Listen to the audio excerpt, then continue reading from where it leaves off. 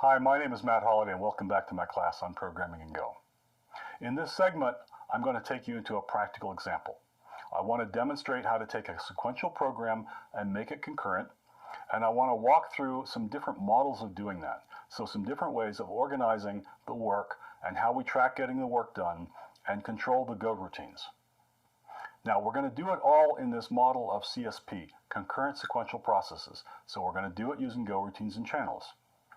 There are other ways to write this program. There are ways using traditional mutexes and so on, but I want to demonstrate it doing it this way because I think CSP makes the program easier to understand in the end.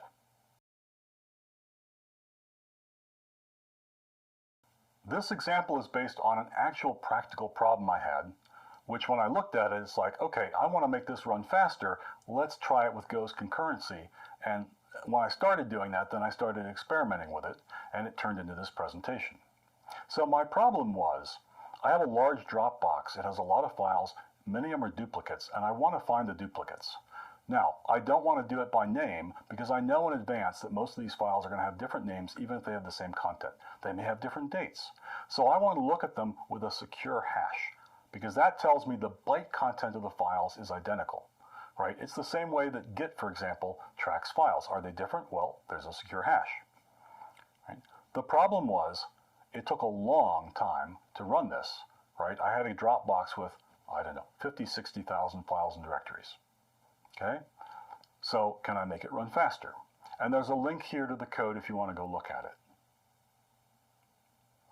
So first I want to show you how it works sequentially. Okay, the sequential approach is going to be a program on 4 slides. I'll leave out a little bit of detail, but it's pretty much all here. You could run this program. Okay, I have some declarations.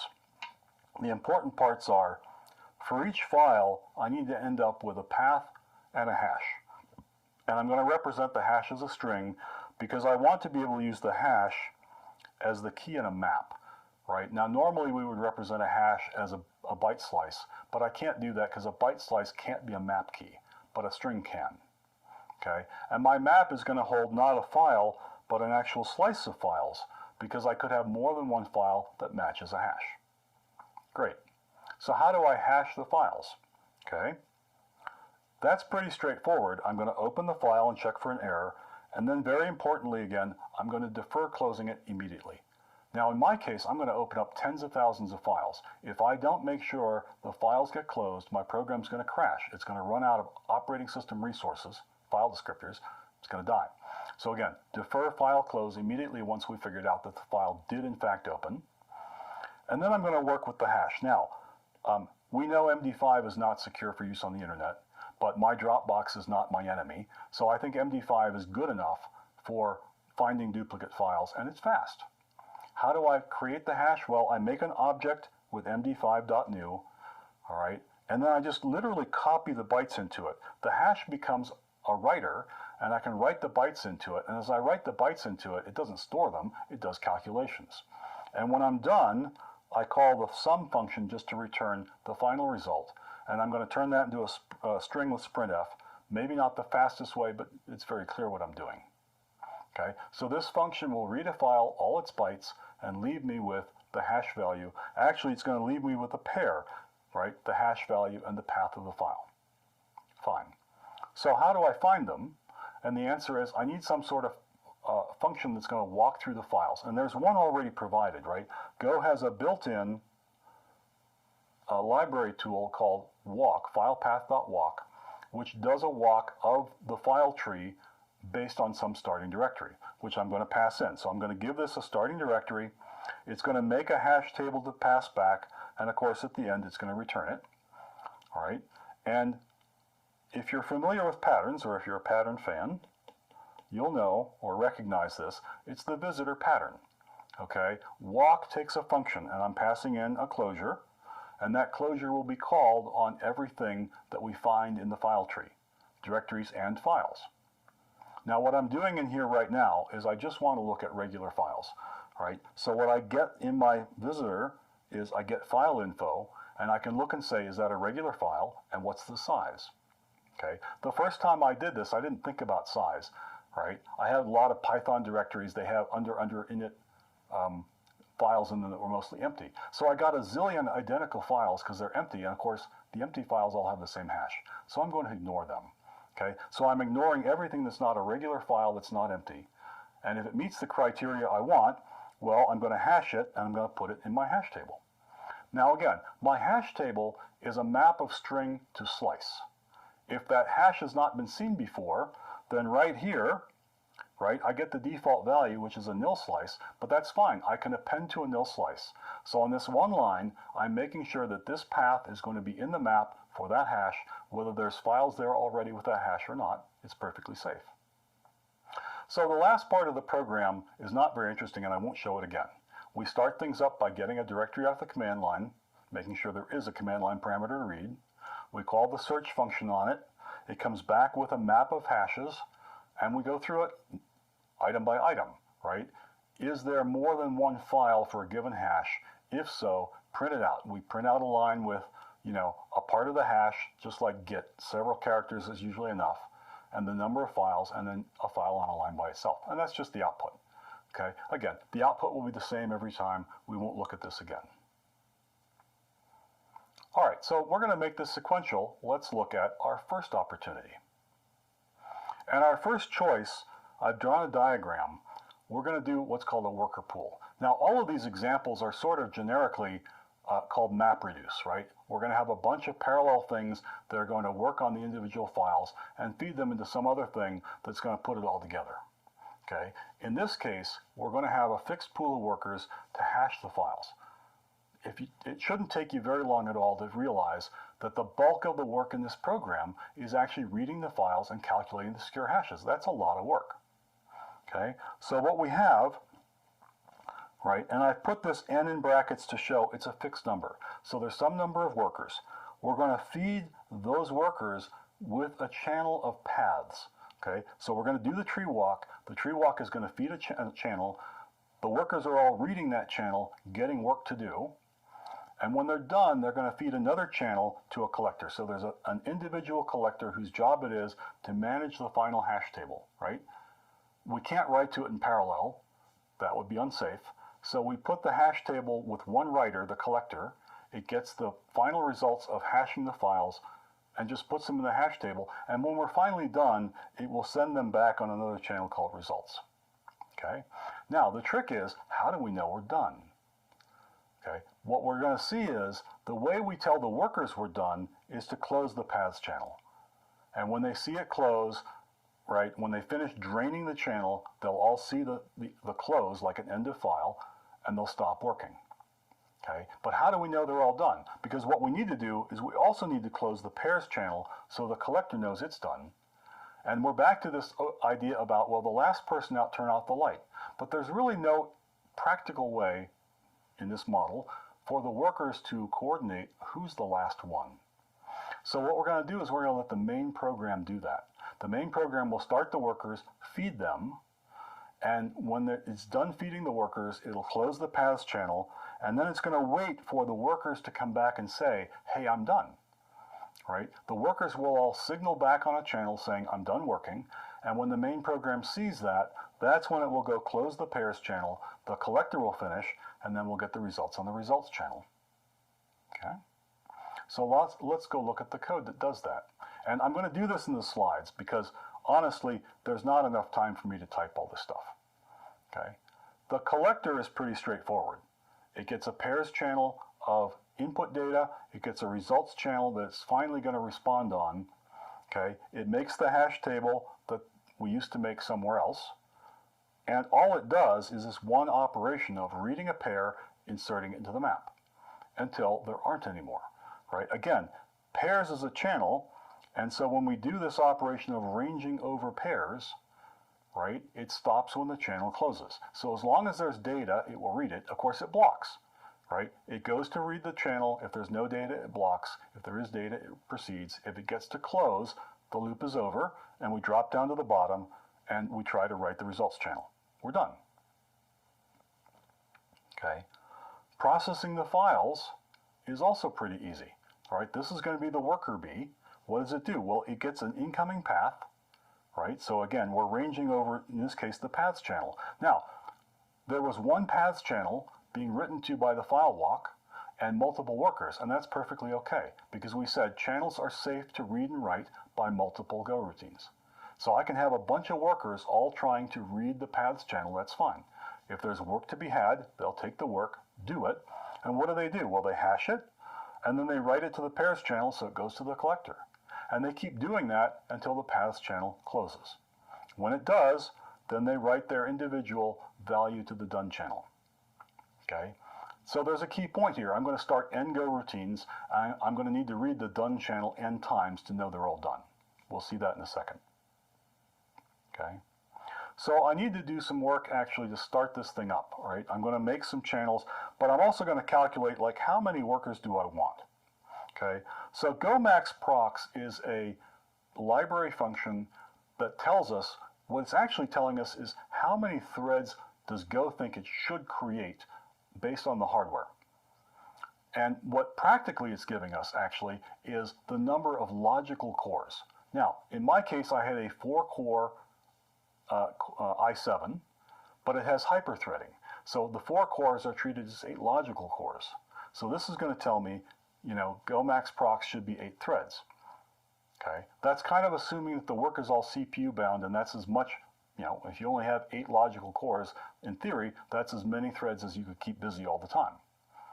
Right, we're going to double that number because we know we're not going to keep them busy all the time. We're going to hit the disk, and there's going to be delays where we go to the disk and say, give me data from a file, and the operating system is going to say, yeah, wait one, and here it is. Okay, we're going to make all those channels that we saw in the drawing, so I won't cover them. Now, in this first model, they're unbuffered. Okay, and we'll talk about buffering them afterwards. Then we're actually going to start the workers. Now, as soon as I start these workers, what are they going to do? They're going to stop. They're going to block trying to read paths because I haven't written anything into it. That's okay. And it's the same way. I'm going to start collect hashes. Now, could I run the collecting thing on the main thread? And the answer is, well, yes, there is a way for me to do that, but it's messier and maybe not as efficient even, depending on how I do it. And so I'm just going to, again, I'm going to put it in its own Goroutine, and it's going to run there. So I'm going to go ahead and start it, and that way my main program is free to do other stuff. Because in fact, again, I'm going to do the file walk on the main thread. Okay? Now the file walk is almost exactly what you saw before, except the body of what I do with a file, I'm not going to hash it. I'm just going to take the path, if it meets the criteria, put it on the paths channel.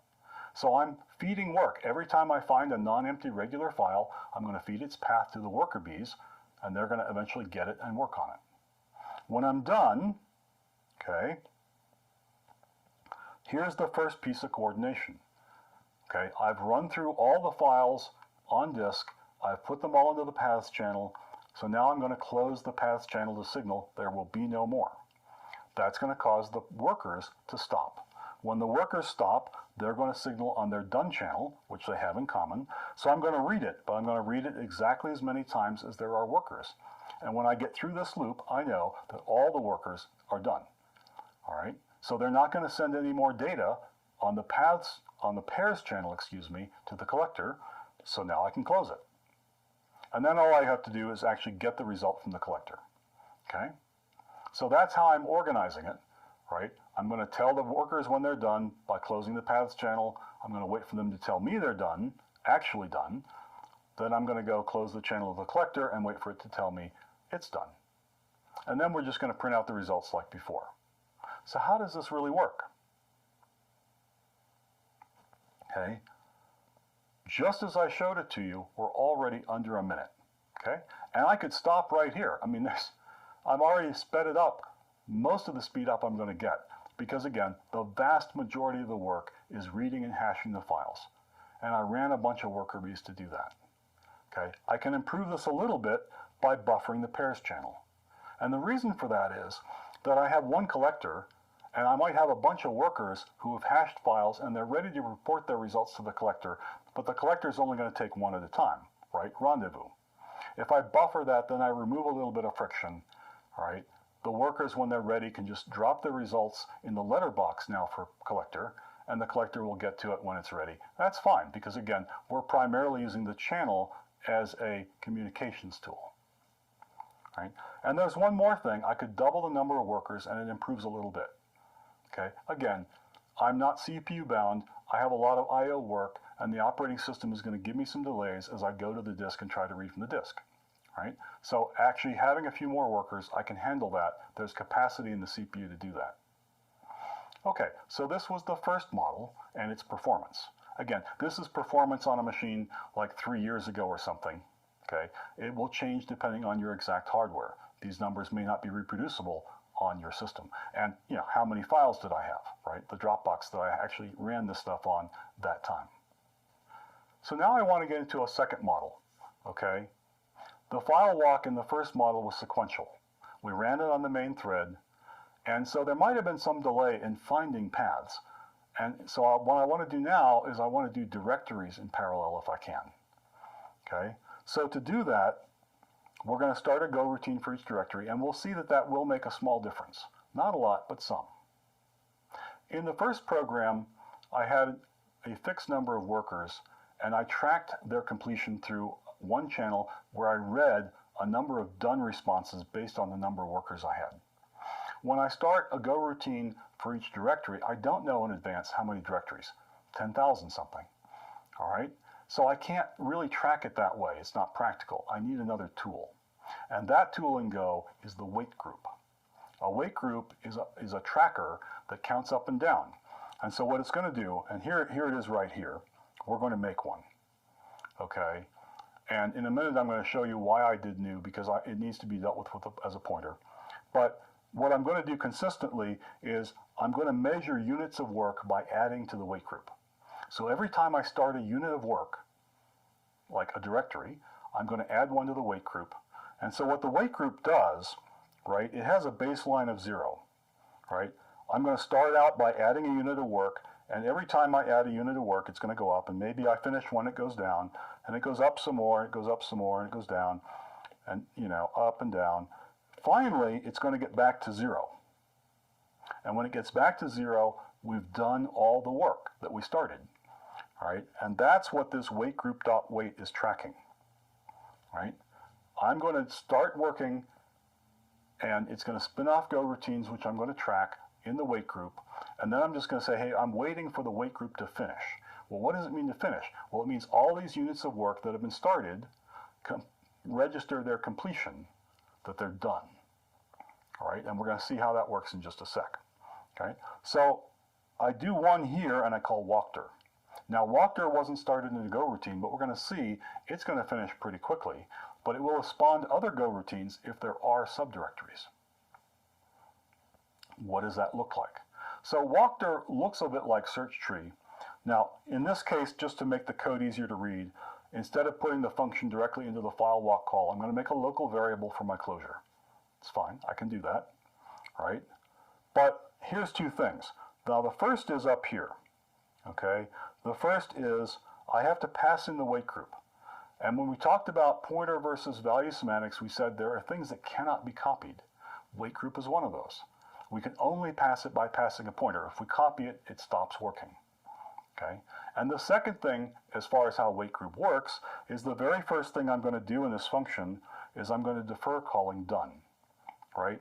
When I called this function beforehand, I called add to say, hey, there's going to be another unit of work. And when this function finishes, it's going to report that that unit of work is done by calling the done function on the WaitGroup.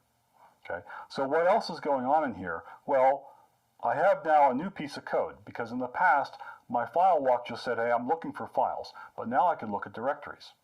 So I'm going to ask, is this thing I'm looking at in the visitor pattern, am I visiting a directory? If so, I'm going to start a go routine for it.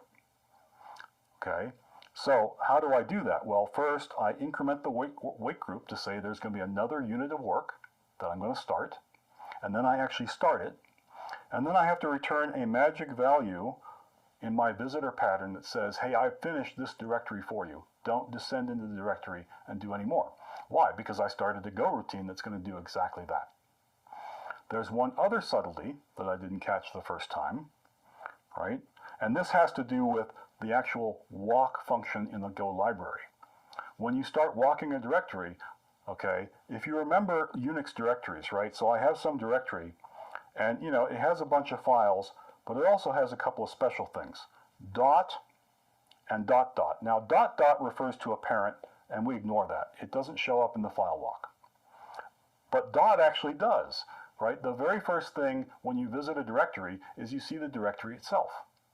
And if I didn't deal with that, then I would come into this and I would spawn 80 zillion Goroutines for the top level directory and never get anything else ever done.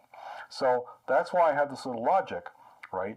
If this is a directory in my directory, not the directory I'm actually looking at, if it's a subdirectory, start a Goroutine for it, right? The directory itself I ignore, okay? The other half of this is pretty much exactly what it was, except that when I find a file that's not empty, I'm going to put its path on the paths channel, just like before. Okay, I'm not going to hash it. So actually that is the same, I'm sorry. And then we're just going to pass our visit function into the walk. All right? Now, I'm not going to show any more of this because that's basically the whole program. But what I will say is, when I run the basic version, so the basic version is 16 workers, no buffering, it's actually faster than the first one, slightly, because we have in fact gotten a little more oomph out of doing directories in parallel. I can feed the workers faster with paths, okay? If I buffer all the channels to and from the workers, okay, because now I have a whole bunch of Goroutines trying to feed paths into the workers. So I'm going to buffer that and the ones coming out of the workers just to reduce the friction. It gets a little bit faster. And if I double the number of workers, it gets a little bit faster again. Why? Because I still have a bunch of disk work, and again, I'm getting delayed when I hit the disk. So I have the room for more threads to run because some of them are suspended doing I/O. Okay, that was version 2. So version 3, we're going to take this a little bit further. All right? Why have a fixed pool of workers? That's a model, and people have used that model. There's nothing wrong with it. Why not just create a Goroutine for every file and directory? Okay, and then we have to ask the question, what could go wrong? Right. So, what is going to go wrong is that we're going to run out of threads if we just do this naively. And the reason for that is that there's a little subtlety about GoMaxProx. It's the maximum number of threads, not counting threads that are blocked on syscalls like doing disk I/O. All right, and so if we start up 10,000 threads that all go and try to, 10,000 Goroutines that all go out and try to read the disk, we're actually going to try to create 10,000 threads because they're all going to block. They're going to be stepping on each other trying to get to the disk because the workload in this case is I/O bound. Okay, I want to talk about that, right? So when we talk about workloads on a program, particularly in a concurrent program, CPU bound means we're primarily working with the CPU and maybe the memory. Okay, I/O bound means we're working with disks and networks and so on. All right, Go is going to manage GoMaxProx on the basis of CPU bound work. But when we have lots of delays going to disk, then it's going to need to create additional threads, and there's a limit. I think typically on most machines it's going to be like 1,000 threads in your process, and then the operating system just kills you. The first time I tried this, the program crashed. All right, we have to limit how many threads are trying to access the disk. And we're going to do that, you guessed it, with a counting semaphore. So I'm just going to mention this again because we talked about the counting semaphore last time, right? We use a buffered channel with the idea that that limits the amount of work. Now, we can't use a wait group because wait groups don't have an upper limit. They have a lower limit, right? We add units of work, and when we count down to 0, we're done. There's no upper limit. We can increase the wait group to 10,000 or 50,000 or any number we want, okay? What we need is a fixed upper bound, and that's what we get with a buffered channel because we start a buffered channel, it has, let's say, 16 slots. When they're all full, nobody can send, right? When can you send again? After somebody's received. In other words, taking a spot out of the buffered channel to make room.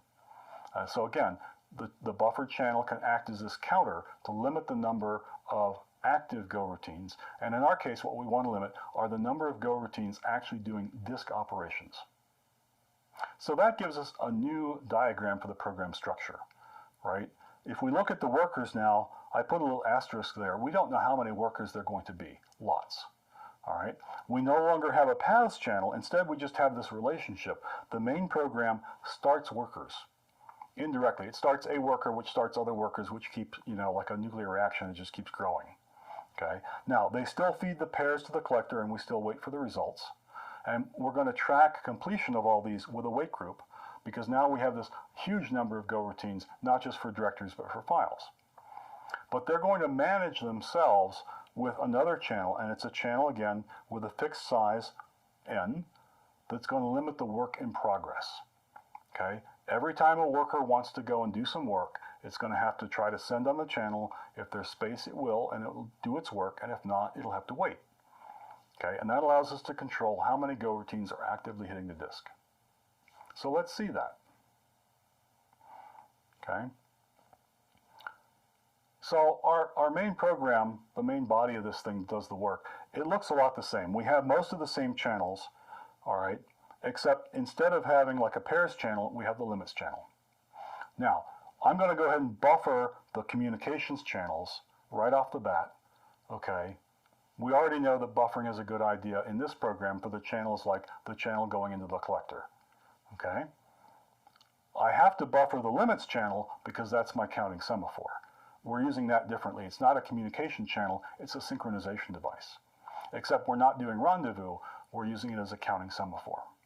Okay? So we start our collector, that's fine. And again, this is pretty much all the same, right? We add a unit of work to the wait group and we start walking the directory tree.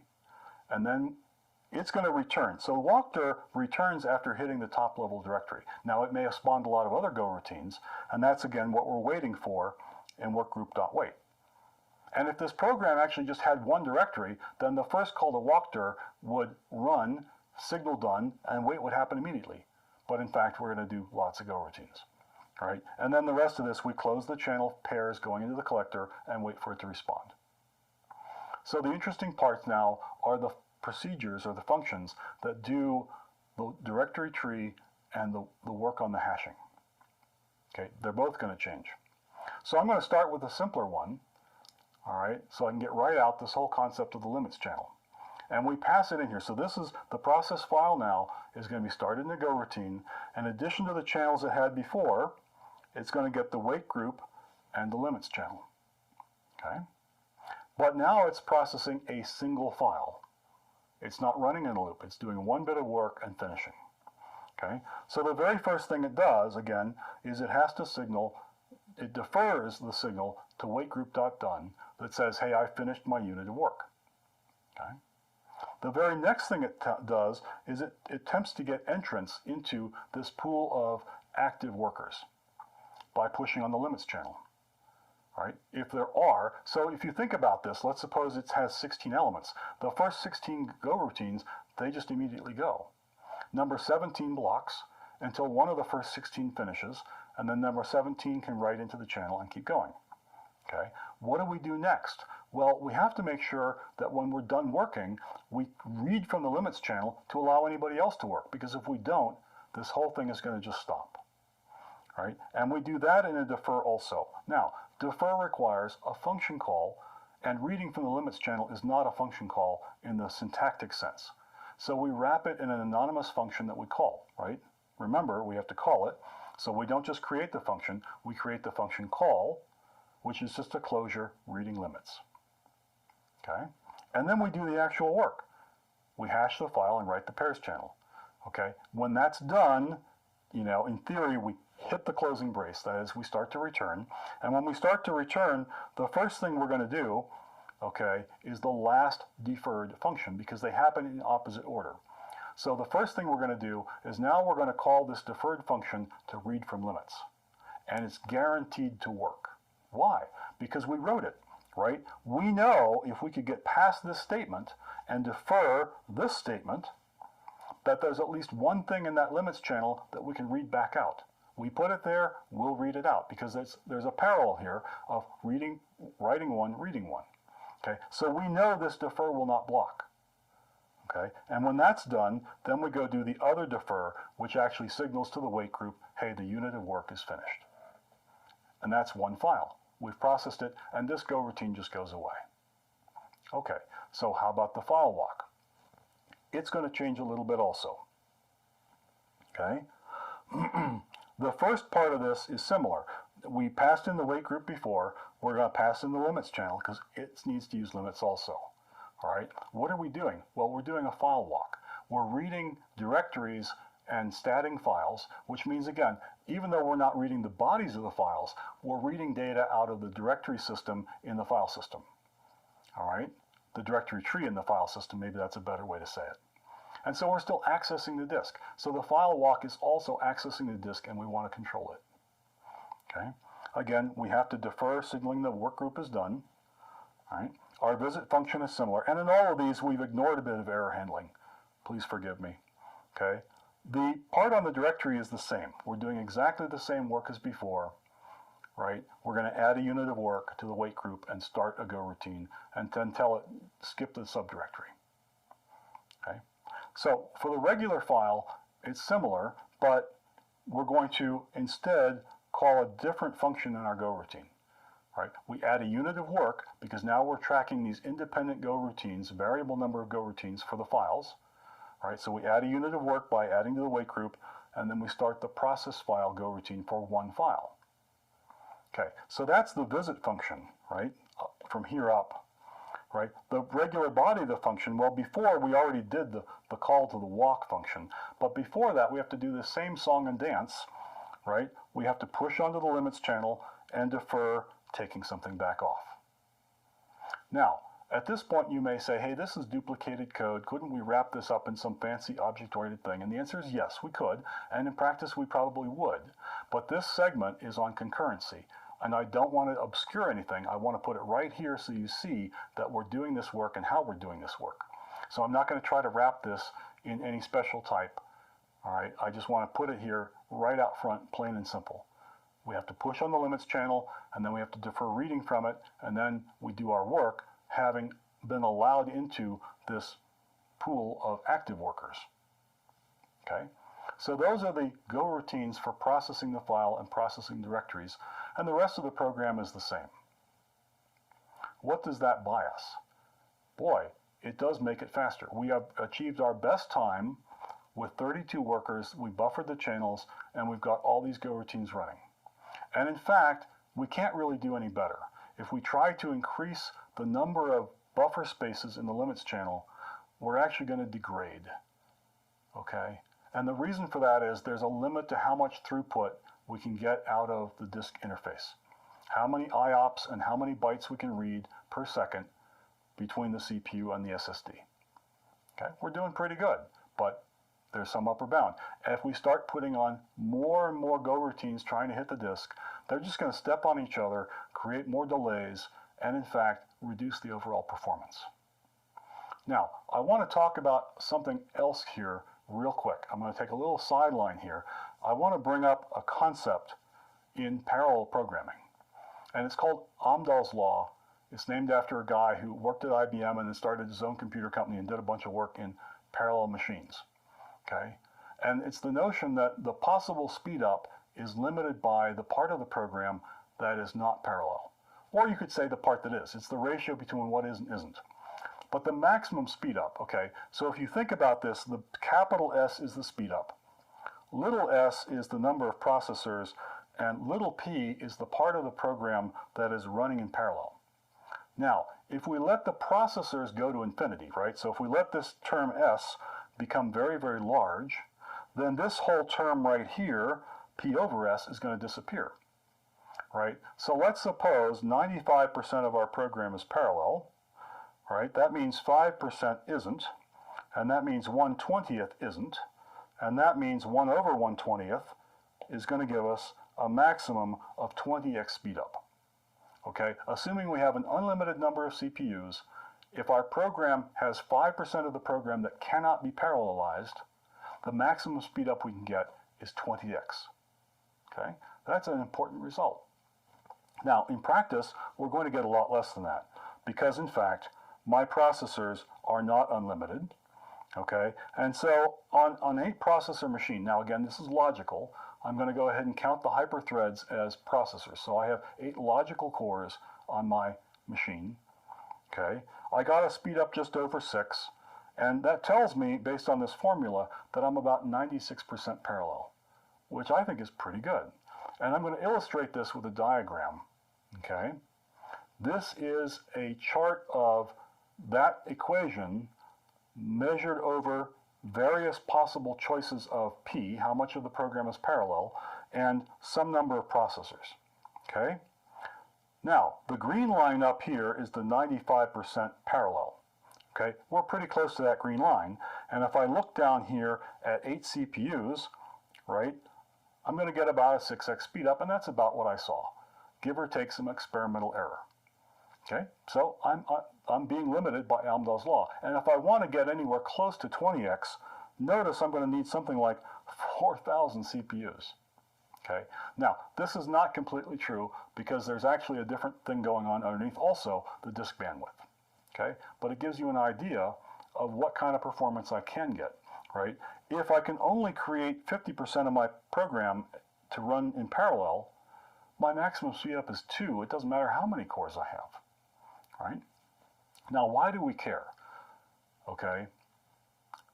At the beginning, I said about the why go, right? The world has changed. CPU frequency is not going up, right? CPU frequency used to be going up, and on a log chart, a straight line is really, you know, a curve like that, okay?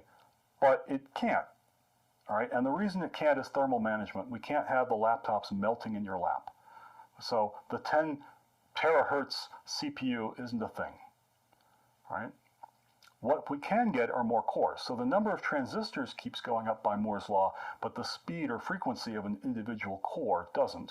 But we get more cores on the chip.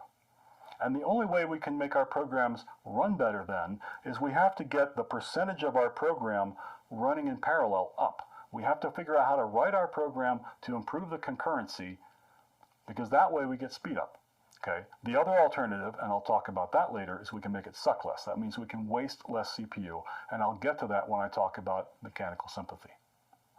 All right, so I want to kind of conclude this experiment, because when I got to stage 3, what we learned was that we don't need to control the number of Goroutines. We can create a worker pool, nothing wrong with that. Okay? And in fact, again, if we'd done the first version of this program, we could have probably made the worker pool just a little bit bigger, and we could have gotten just about everything we're going to get, because most of the work is just reading and hashing the files. We have to do that work. But what we found out is we don't need to limit the number of Goroutines. We can have 60,000 Goroutines running. What we need to do is limit contention. Okay? And again, the Go runtime will limit contention for the CPU normally through Go max procs. It will control the number of threads that it starts. All right, and so if we're CPU bound, it's not really a problem. But when we started doing IO bound work, in this case the disk, but it could also be the network, then we have to limit contention to that IO resource, because that's not really scheduled, right? And this is a limiting factor in Unix, if you will, that the CPU gets scheduled, but the disk interface doesn't, or the network interface doesn't. And so Go doesn't really have a notion of the runtime of scheduling access based on your calls to reach the disk. So we had to do that on our program, and we used a counting semaphore to limit the active workers hitting the disk to get that best performance of how many active workers versus the total number of Goroutines. Okay, so in this segment, what I've done is actually take a sequential program and build some concurrent versions out of that, right? And we showed some ways to manage the work, to track the work to getting done, to manage closing channels to synchronize things. And we talked a little bit about how to improve performance, why buffering can make a small difference. Okay, small, but it's there. And then finally I wrapped up talking a little bit about just the whole notion of parallel performance. What can we get for a number of cores, and why it really matters that we try to make our programs concurrent in order to improve their performance.